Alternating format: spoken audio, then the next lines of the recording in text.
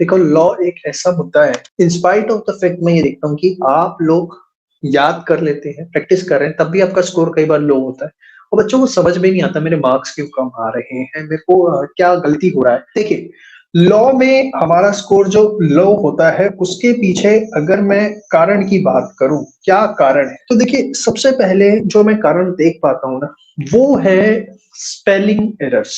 जी हाँ, spelling errors एक बहुत बड़ा मुद्दा है लॉ। मैं वो बात आपको बताने जा रहा हूँ जो शायद आपने अभी तक समझी भी नहीं होगी, एक्सपेक्ट भी नहीं की होगी। जरा समझना इस चीज को। देखिए, नए नए वर्ड्स होते हैं, जैसे कंसिडरेशन हो गया, प्रपोजल हो गया, कंसेंट हो गया। तो जिन बच्चों की इंग्लिश अच्छी है उनको कोई दिक्कत नहीं होती, लेकिन जिन बच्चों की इंग्लिश ठीक नहीं है वो उसे बनाकर लिखने की कोशिश करते हैं, वहां पर जो है एक स्पेलिंग एरर्स देखने को मिलते हैं। अब स्पेलिंग एरर से होता क्या है, ये कोई first second class third class का पेपर नहीं है। टीचर जो है आपको ऐसे क्रॉस करेगा और उस पर लिखेगा राइट स्पेलिंग ऐसे नहीं। टीचर समझ जाता है स्पेलिंग एरर्स हो रहे हैं, इसको मतलब लॉ सही से नहीं आता, वो कहीं ना कहीं इसके अंदर दिक्कत है और वो आपके नंबर कटने शुरू हो जाते हैं और आपको समझ में ही नहीं आता कि आपके नंबर क्यों कट रहे हैं। तो सबसे बड़ी चीज जो स्पेलिंग एरर्स है, इसको हमें इंप्रूव करना है। तो क्वेश्चन आता है कि कैसे अपने आप को इंप्रूव करें। तो देखो, इंप्रूव करने का वही तरीका है जो बचपन में आप करते थे, डिक्टेशन। अगर मैं अब इसके बात करूं नेक्स्ट पार्ट की, तो नेक्स्ट पार्ट होता है एक्सप्लेनेशन का। होता क्या है, जनरली बच्चे क्या करते हैं एग्जाम के अंदर, एक्सप्लेनेशन में गड़बड़ा जाते हैं। गड़बड़ा कैसे जाते हैं जरा समझिए। गड़बड़ा वो दो जगह जाते हैं, या तो वो कम एक्सप्लेनेशन दे देते हैं या वो ज्यादा एक्सप्लेनेशन दे देते हैं, टू द पॉइंट एक्सप्लेनेशन नहीं देते। अब ये टू द पॉइंट एक्सप्लेनेशन कैसे देनी होती है, कब देनी होती है, उस पर भी मैं बात करता हूं। उससे पहले कम एक्सप्लेनेशन देने से या ज्यादा एक्सप्लेनेशन देने से क्या फर्क पड़ता है, आप इसको समझिए। अगर आपने कम एक्सप्लेनेशन दी तो ऑब्वियसली जो क्वेश्चन की रिक्वायरमेंट थी वो इनकम्प्लीट रह गई, वो जो है कंप्लीट नहीं हो पाई। और क्वेश्चन की रिक्वायरमेंट अगर इनकम्प्लीट रह गई, वो आप प्रॉपरली आंसर नहीं कर पाए तो नंबर नहीं मिले। ज्यादा एक्सप्लेनेशन दे दी तो इसमें क्या दिक्कत है, एक सबसे बड़ा दिक्कत होता है कि ऐसे बच्चों का जो पेपर है वो कभी भी ऑन टाइम कंप्लीट नहीं हो पाता। ये सबसे बड़ा इश्यू रहता है। अगर ऑन टाइम कंप्लीट हो भी गया, आपने जल्दी जल्दी पेपर खत्म कर भी लिया, तो उससे भी बड़ा इश्यू आता है टीचर का थॉट प्रोसेस। टीचर का थॉट प्रोसेस क्या, टीचर को लगता है कि बच्चा कंफ्यूज है, इसे यही नहीं पता लिखना क्या है। तो कई बार आपको ऐसा चक्कर मिल सकता है कि आपने ज्यादा लिख दिया और 5 में से वो आपको 3 साढ़े 3 नंबर दे दे, पूरे नंबर ना दे, क्योंकि टीचर का थॉट प्रोसेस है क्या कि भैया ये कंफ्यूज है, इसको पता ही नहीं कि एग्जैक्टली लिखना क्या है, इसलिए इसने सब कुछ लिख दिया। तो एक बहुत बड़ा रीजन है कि कम लिखना भी नुकसानदायक है, ज्यादा लिखना भी नुकसानदायक।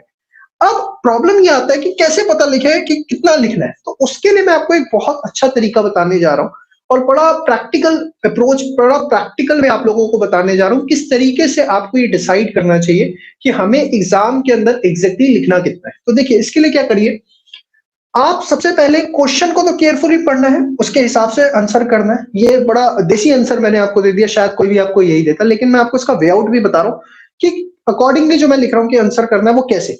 सबसे बढ़िया तरीका है आईसीआई के सजेस्टेड आंसर्स जो है वो आप पढ़ें। अब ये क्या है सर, देखिए, जो भी आईसीआई का पेपर होता है, आईसीआई उसका सजेस्टेड आंसर रिलीज करता है, आरटीपी के सजेस्टेड रिलीज करता है। आप पिछले 2 अटेम्प्ट के पेपर उठाइए, उसके सजेस्टेड क्वेश्चन पढ़िए, आंसर पढ़िए कि आंसर ये क्वेश्चन है, ये आंसर है, और बहुत कंसंट्रेशन के साथ, पूरे फोकस के साथ जो है आपको उसको पढ़ना है।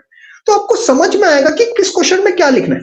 आप इस एक्टिविटी को रोज आधे घंटे देंगे ना अगर 10 दिन तक, तो automatically you will start understanding कि लेस एक्सप्लेनेशन क्या है, मोर एक्सप्लेनेशन क्या है, और जो ऑब्जर्वेशन में आपके पॉइंट्स आते हैं उसको नोट करिए। देखिए, मेरे बताने से कुछ नहीं होगा कि इस आंसर में इतना लिखना है, उस आंसर में उतना लिखना है। मैं कितने क्वेश्चन बता दूंगा, 5 10 15 20 100 150, वहां पे एक नया क्वेश्चन आ गया, फिर आप फंस गए। तो आपको खुद ऑब्जर्व करना होगा और उसका मैं तरीका बता रहा हूँ सबसे अच्छा कि आप आईसीआई का कोई पास्ट एग्जाम पेपर उठाइए, आईसीआई की वेबसाइट से उठाइए, उसका सजेस्टेड लीजिए, क्वेश्चन पढ़िए और आंसर देखिए। और 2 से 3 पेपर जहां आप ऐसे ऑब्जर्व कर लेंगे ना, आपको समझ में आ जाएगा कि किस क्वेश्चन के अंदर क्या रिक्वायरमेंट पे कितना लिखना होता है। That is the best way to understand कि हमें लॉ के पेपर में कितनी एक्सप्लेनेशन कहां पर देनी है। और अगर आप ये नहीं है, आपके पास परफेक्ट प्रैक्टिस बुक है 3.0 वाली, तो आप उसके जो कोर्स के अंदर आपको परफेक्ट प्रैक्टिस बुक मिलती है लॉ की, उसमें से भी कर रहे हैं तो सफिशिएंट है। तो मोस्टली हमने कोशिश की कि आपको आईसीआई के सजेस्टेड जो है वही दे और आप किसी भी प्रकार की दिक्कत ना आए। तो अगर आपके पास ये कोर्स है तो मत घबराइए, लेकिन जिसमें नहीं है वो कहीं और से पढ़ रहा है, सेल्फ स्टडी कर रहा है, तो उस बच्चे के लिए मैं एडवाइस दे रहा हूँ कि आईसीआई के सजेस्टेड और क्वेश्चन पेपर को एक बार गो थ्रू जरूर करिए, वो आपके लिए बहुत ज्यादा जो है बेनिफिशियल होने वाला। तो 2 कारण मैं अभी तक आपको बता चुका हूं। पहला रीजन बता चुका हूं स्पेलिंग एरर, दूसरा बता चुका हूं एक्सप्लेनेशन। तीसरा एक सबसे बड़ा प्रॉब्लम जिसकी वजह से हमारा लॉ में स्कोर कम रहता है वो है general English versus technical language. अब मैं जब टेक्निकल लैंग्वेज की बात करता हूं तो जनरली जब काउंसलिंग लेता हूं बच्चों की, तो बच्चों का एक ही क्वेश्चन होता है, क्या लॉ के लॉ की लैंग्वेज हमें लिखनी होती है? तो जो बच्चे बोलते हैं ना कि क्या लॉ की लैंग्वेज लिखनी होती है, तो मैं उस वर्ड को बोल रहा हूं कि भैया टेक्निकल लैंग्वेज, मैंने उसको बोल दिया। अब आप मेरी बात को समझो कि जनरल इंग्लिश क्या है, टेक्निकल इंग्लिश क्या है, और हमें क्या लिख के आना है। जनरल इंग्लिश लिख के आनी है, टेक्निकल लैंग्वेज लिख के आनी है। इस चीज को मैं बताऊं तो आप एक चीज समझिए कि जो लॉ के स्पेसिफिक वर्ड्स हैं उसको आप कभी भी जनरल इंग्लिश से रिप्लेस नहीं कर सकते। अब लॉ के स्पेसिफिक वर्ड्स को आप जनरल इंग्लिश से रिप्लेस नहीं कर सकते।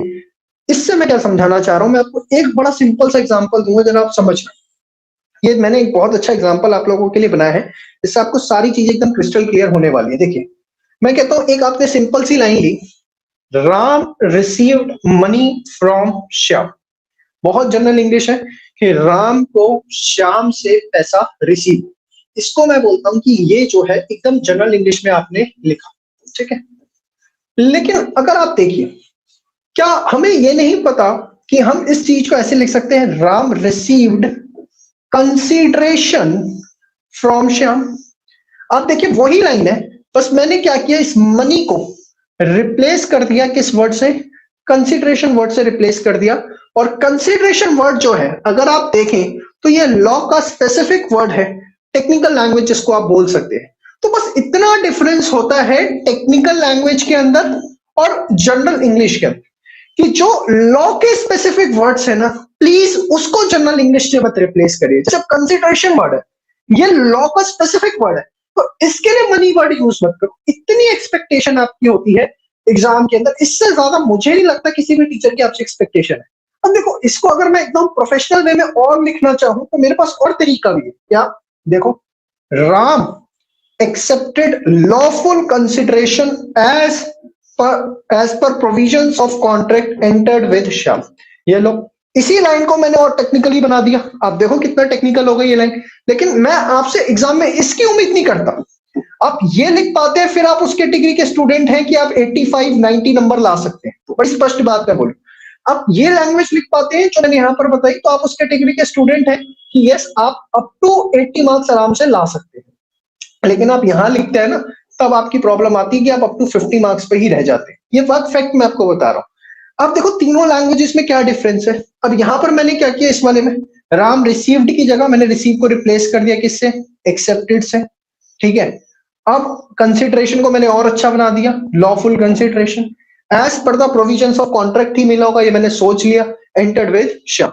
इसको और अच्छा किया जा सकता है, इसका और अच्छा लेवल एनहांस किया जा सकता है। लेकिन आप ये तीन एग्जांपल अगर नोट करें, आपको समझ में आ जाएगा कि एग्जैक्टली फंडामेंटली हमें एग्जाम के अंदर जो एक्सप्लेनेशन देनी होती है वो जनरल इंग्लिश में कब देनी है, उसका टेक्निकल लैंग्वेज में लिखने से क्या मतलब, और किस तरीके की टेक्निकल लैंग्वेज लिखनी। सबसे बेस्ट वे आउट है, और मोस्टली बच्चे ये सेकेंड नंबर को ऑप्ट करें।